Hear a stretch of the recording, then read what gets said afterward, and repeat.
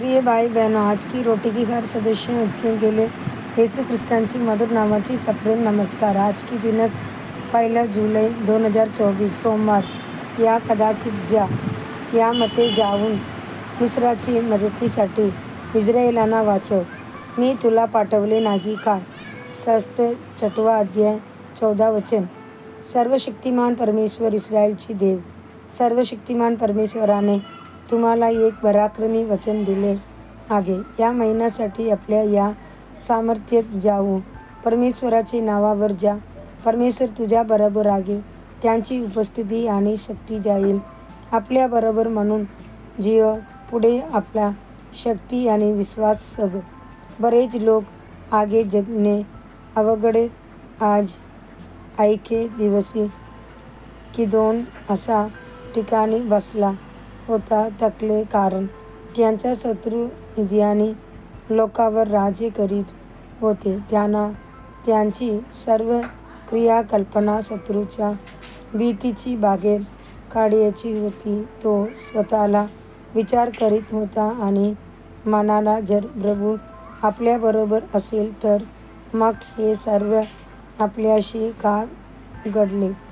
आमच्या पूर्वजांनी आम्हाला सांगितले की त्यांचे चमत्कार आम्ही कुठे आहेत. शास्त्र 6 अध्याय 13 वचन. आम्ही आमच्या आयुष्यात थकलेल्या आणि समस्या देखील जातो. आम्ही करले जगात दुःख आहे, पण प्रभू आम्हाला आत फेकणार नाही. कायमचे त्रास, फक्त एक क्षण तो आम्हाला सोडू शकतो, पण दयाळूपणाने तो आपल्याला स्वतःला गोळा करील.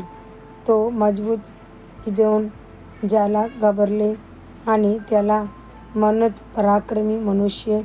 प्रभू म्हणाला, गिदोन, जयाची कमतरता आहे शक्ती आणि शक्ती ज्या कदाचित सैतानाच्या एक महान युक्त एक भावना सगळं बांधणे आहे. तो बनवतो. देवाचे लोक सतत भयभीत होऊन निष्क्रिय असले पाहिजेत. प्रसंग, भीती, समस्या आणि च्या भविष्यातील बायबल म्हणते, देवाने आम्हाला भय मानले नाही, तर शक्ती आणि प्रेम आणि मनाची मनोवृत्तीची भावना दिली नाही. 2 तिमोथी 1 अध्याय 7 वचन.